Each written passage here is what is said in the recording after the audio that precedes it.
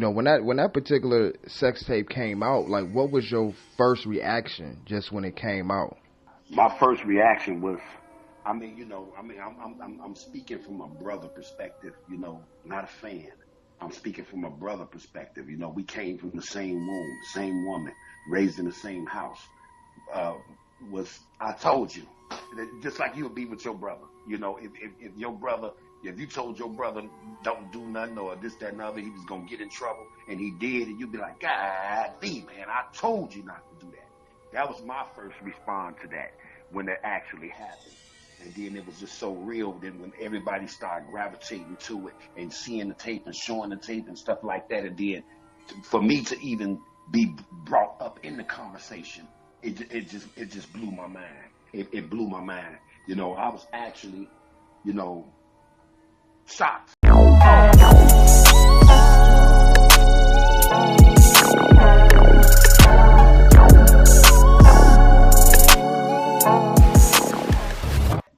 Right. You understand what I'm saying? So now, as when I look back on his lawyer saying that I played doubles and that could be his brother in the tape, those are the things that ruined my life.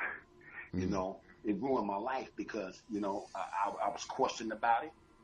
I actually walked down the street, with my children, and women and walked up to me and said, "Hey, you R. Kelly brother." I said, "Yes, ma'am. How you doing?" And spit in my face because they said that I tried to bring my brother down by making the tape and getting him to go to jail for it. See, a lot of people don't really know what's real, and what's fake. It's Hollywood, So. And I done actually seen things, even with my kids. My kids have been through things. Where people approach them just because of the relation between, that's being their uncle. Got you. Yeah. Yep. How did now when you say that he didn't approach you with it, but his attorneys, would they called you up, or was this like on the actual date y'all had to go to court when they? Is it true that you were offered some money to go to court and say, yes, this is me in that tape to get the charges off of him? I mean, that part is true, but to be honest with you, Doc, a lot of things is in my book, Walk a Mile in My Shoes. Mm-hmm. And a lot of things is in the movie, as well, so and a lot of things is in my music, so I have to be honest,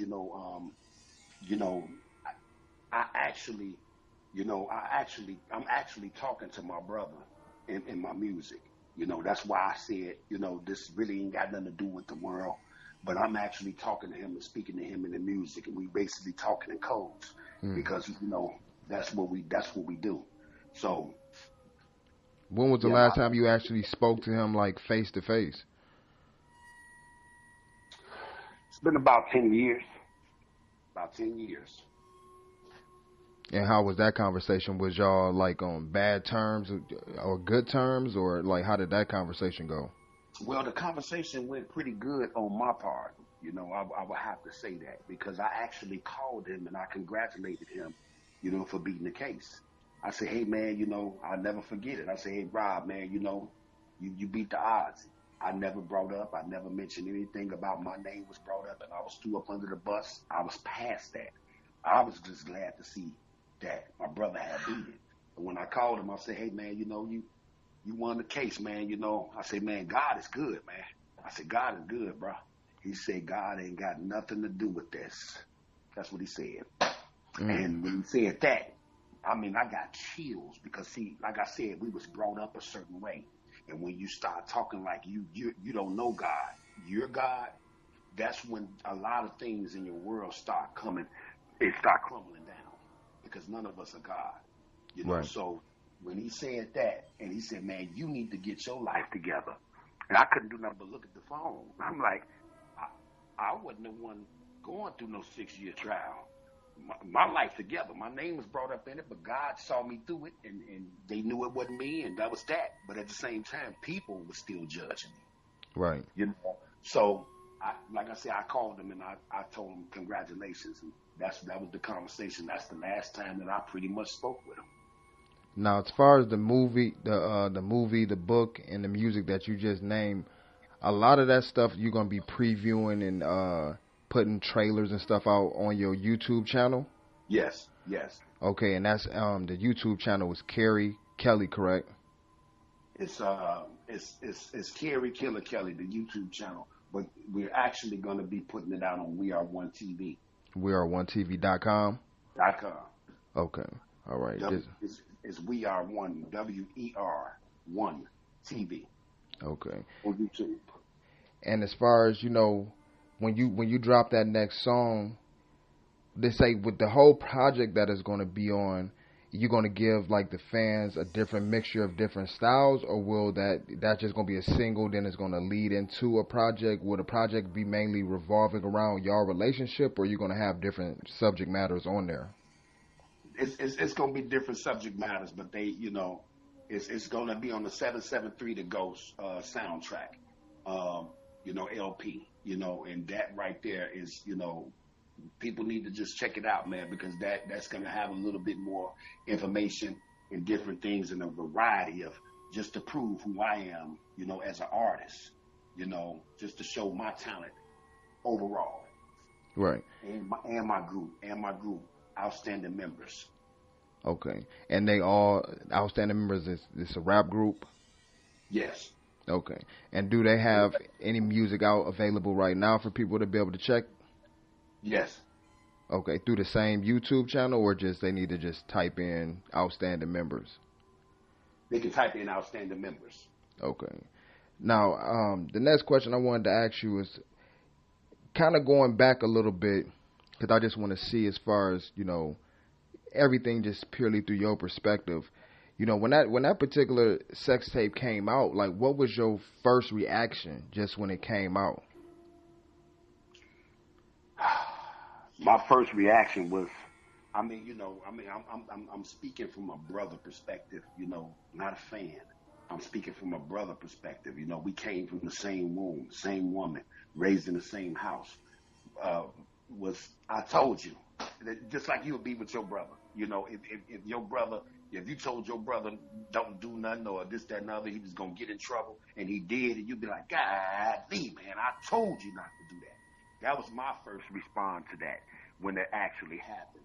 And then it was just so real. Then when everybody started gravitating to it and seeing the tape and showing the tape and stuff like that, and then for me to even be brought up in the conversation, it just blew my mind. It blew my mind. I was actually, shocked. I was shocked, like, in awe, like, man, I can't believe this thing got out of hand like this. You know what I mean? Right. And as far as like the intermediate family, I know you said you have other siblings, and as far as the parents and everything, like, how was your mother still alive during this time? No. My mom passed in 1993. Okay, my condolences. So she didn't see any of this going on? No. Well, I guess that's, because I was going to ask, like, how did this, I know you said it affected your kids, where they, they go through issues with it. Like, how did it affect the Kelly family as a whole? Or how do people look at it? To be honest with you, man, a lot of people, they turn a deaf ear and a blind eye in the family, especially if Robert if he's doing anything for them, like helping them pay their rent or some stuff like that. That's all they care about. Even family, it's not just people in the world, even family. That's why the family has been divided, because if a person step up and say, hey, you know what, enough is enough, man, that's not right. Something going on for, a long time. It's not right. He need help. When you love someone, you tell them they need help. You don't, say, hey, man, that's cool what you're doing. That's cool. Because a person that loves someone wants them to get help. They don't want them to continue to make the same mistakes over and over again. Now, like, kind of on that same level of what you're saying right now, a lot of times I would hear him blame. He would say, the negative comments that he's getting either from family, yourself, or other people, it all stems from because these individuals were fired. Like how would your response be to that? Well, I all I can say is, brother, is that check my book out, man, because my book is gonna be able to, walk a mile in my shoes. Is gonna be able to explain a whole lot of questions, unanswered questions, and it can't change people's minds. Everybody got their own minds, but I mean, it'll give the Kelly family. What I'm trying to do is I'm trying to get my mama's legacy back. My mama's legacy needs to be respected, because she was a great woman. She raised 4 kids by herself, and she worked hard, and she went to school, and the things that she instilled and taught us is not this here that we hearing that's going on. Right. So you basically saying, I know you say you want people to check out the book, but you was basically just, to summarize it, you would say that's false, that's not a true statement, that the only reason the people that's close to him is saying what they saying is just because they were fired? No, I would say that is false. That's false. They're not saying that because they was fired. I don't believe that, that they saying things because they fired. Right. That's just a method of when something go bad, for somebody to be able to stand up and play victim. He's playing victim. He's been playing victim, and that's the whole thing. The truth is the truth, and that's not gonna never change. What was the number one? It may not be just one particular thing, but when you put out that 19-minute song, and I know you said you should have never said my name, was that the main thing that prompted your response, or was the whole thing, like, what was your just reaction to that whole song in general? Well, to be honest with you, I was really minding my own business. I was in the studio already working on the album, and it didn't have anything to do with, I confess. It was just me staying in my lane and staying out of his way and staying out of, everybody's way, and focusing on what I'm doing. The thing that bothered me about that, to be honest, when I first heard it, I said, man, there he go lying again, tricking the public. But that didn't bother me until it got to that point. It bothered me, but I'm like, okay, this is what he doing. He plays the victim. I know that. When something go wrong, he say people did this to him. They did that to him. They did this to him because his fans and his true followers is going to feel sorry that they did this. So that didn't really bother me. I felt that people was going to be able to see through it, see through the lies and on things, if they go back on different things that he said previously. But what really bothered me, Doc, was when he said that, his brothers haven't been his brothers. We've done nothing but love and support Rob from day one. To be honest with you, if I wasn't my brother keeper, I'm hearing people saying, I'm not my brother's keeper and different things like that. The things that I actually know, they wouldn't have never got a 12-play album after that came out. They wouldn't have never got another album with the things that I know. God knows that I've been my brother's keeper. He haven't never kept me. So at the end of the day, the bottom line is when he said those words that my brothers haven't been my brothers, it struck a nerve in me, and most importantly, when he said that, and he turned around and said that we, basically in so many words, me knowing Robert and his intellect, he said we done him so wrong that our mama is turning over in her grave. And that right there, it sparked something in me, and where it was just enough is enough. Enough is enough, and that's the mode that I went into. Enough is enough. The truth got to be told. The truth got to be told, not just for what he said, but looking at the history of things that has transpired. All those families, everybody. My mama used to tell us one thing, and it stuck with me. If everybody's saying something about you, it's you. That's what she taught us, and that's how she used to gauge whether or not we was being bad at school. If everybody was saying the same thing, it must be some truth to it. And it seems as if, and it's just from the outside looking in, as time progressed and especially listen to the things that you're saying as far as tricking or trying to trick the fans or the masses, and it seems as time continuously go on, you got Spotify removing his music. It seems like, you have people doing the mute R. Kelly campaign and everything, it seemed like, especially the society we live in right now with the Me Too movement and everything going on, it seemed like more people are paying attention to it now. And it was kind of, even weird for me for that song to come out, because I'm like, it's just going to make people focus in on it even more. And then for me to see, like, okay, it's actual blood brother to come out and speak on it. I feel like people should speak to the people that's close to them, because you don't know if you're getting the truth or not. You need to hear every angle so the viewers get the opportunity to make up their own mind of what they believe, is the truth or not. And you kind of alluded to something that I was going to ask you, for the viewers, if I just want to give you the opportunity to be able to address it, and you probably have heard it before, for the viewer that say, oh, he's bitter or angry, and you just said something about not being my brother's keeper and disloyal, you basically just answered that. You say you're not doing none of this just because of bitterness and anger. It's all about truth. It's all about truth. It's all about truth, brother, with me. And the thing of it is why I really haven't said anything for years about none of this situation. But like I said, when a person is constantly, throwing you under the bus, and they constantly, they know they got a platform, and they can get people to believe in different things because they have this platform, and that's what they use as a weapon towards you. We only got two cheeks. If a person keep hitting you in your cheek, is you just gonna keep turning it. You gonna start fighting back. That's just human nature. Right. At the end of the day, would you say, do you still love your brother? Of course, I love my brother. I love my brothers. I love my sisters. Of course, I do. They a product of my mama. If I didn't love my brother, if I didn't love my mama, there's no way in the world that I can actually love my mama or say that I love my mama if I didn't love her kids, if I didn't love who came from her. Right. But as far as loving me, no, I don't have a problem with Robert. It's been a problem with me from the word go. I don't have a problem. My thing is the things that's going on with him, I pray for him. I really do. At the same time, I got to defend mine. I got to speak on my truth. I got to speak on my life and different things that's going on with me.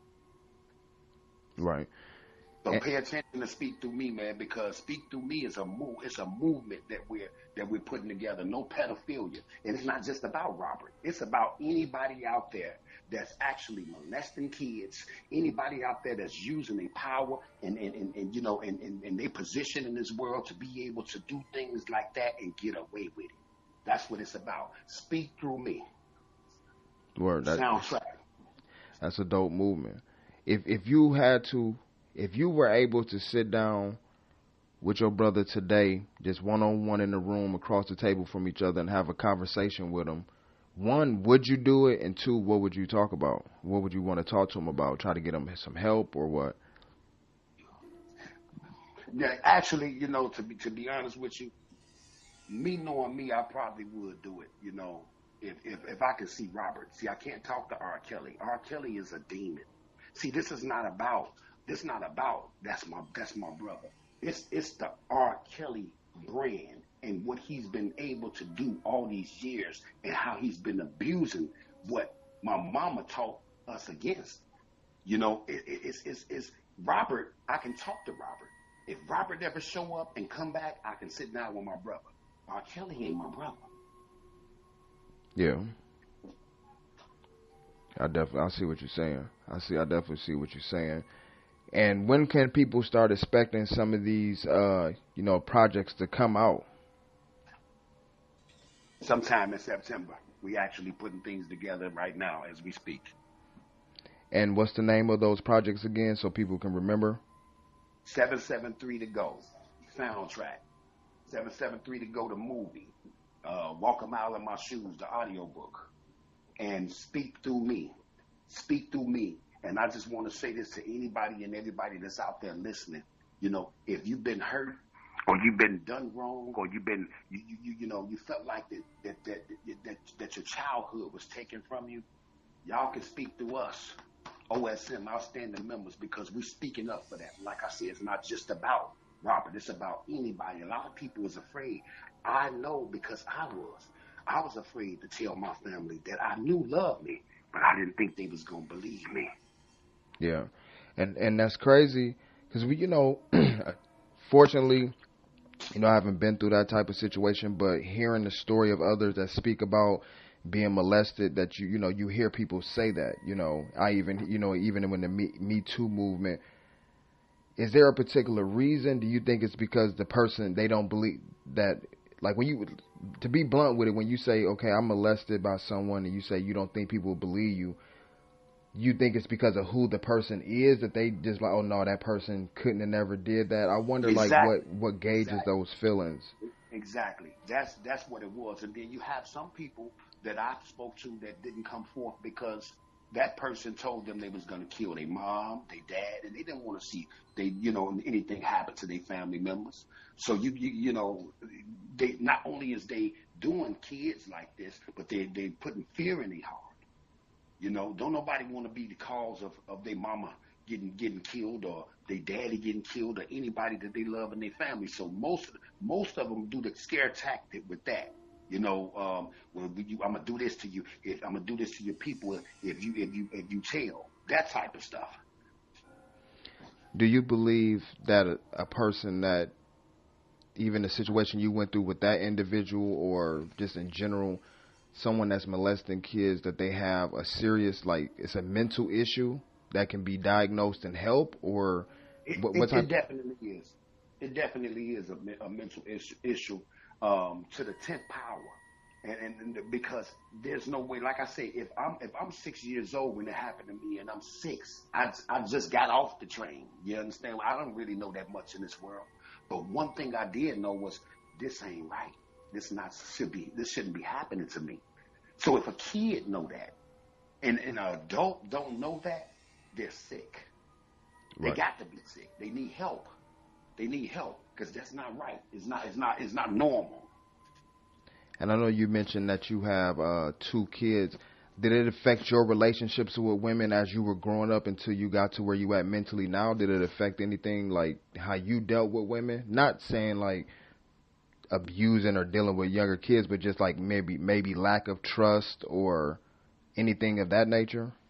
Well, actually, it affected me in a whole nother way. And the way that it affected me was to step up and be a man and protect. I went in protect mode when it came to my kids. I went in protect mode when it came to any kids, little kids in my family or things of that nature. I went into protect mode. I'm always watching them. I'm looking and maybe call it paranoia, but I know what happened to me. I know what happened to me. So yeah, I would, I never would want to see a child go through anything like that. Nobody should deserve to go through anything like that ever in his life because it messes with you for the rest of your life. Yeah, yeah. And one question I didn't get to ask you at the beginning, when we were starting off, of course, you guys are from Chicago, and I know you said y'all was getting like drum sets and everything like that for Christmas. I was going to ask, especially with the Chicago and the representation that we see now on the news and everything, what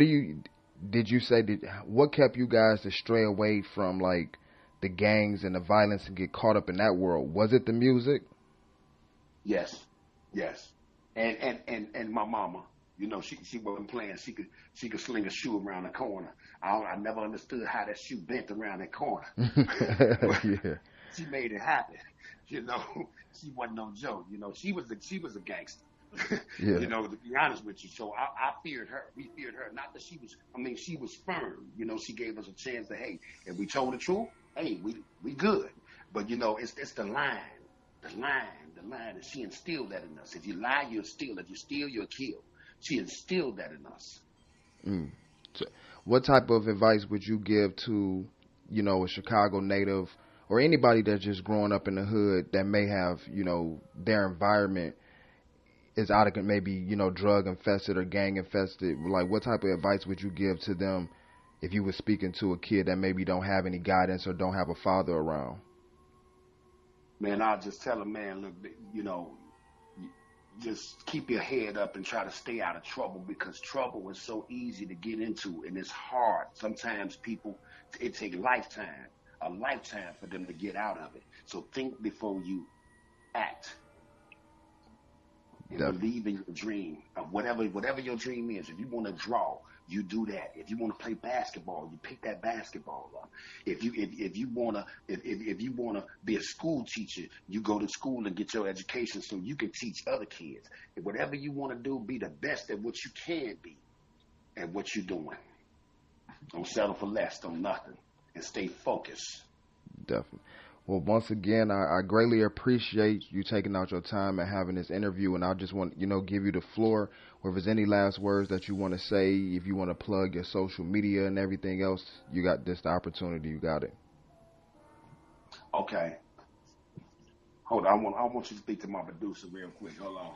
What's going on, Doc? Hey, what's going on? You all right? I'm fine. This is Luke from OSM. I produce all the tracks for Carey, Mm-hmm. all the tracks 773 to go.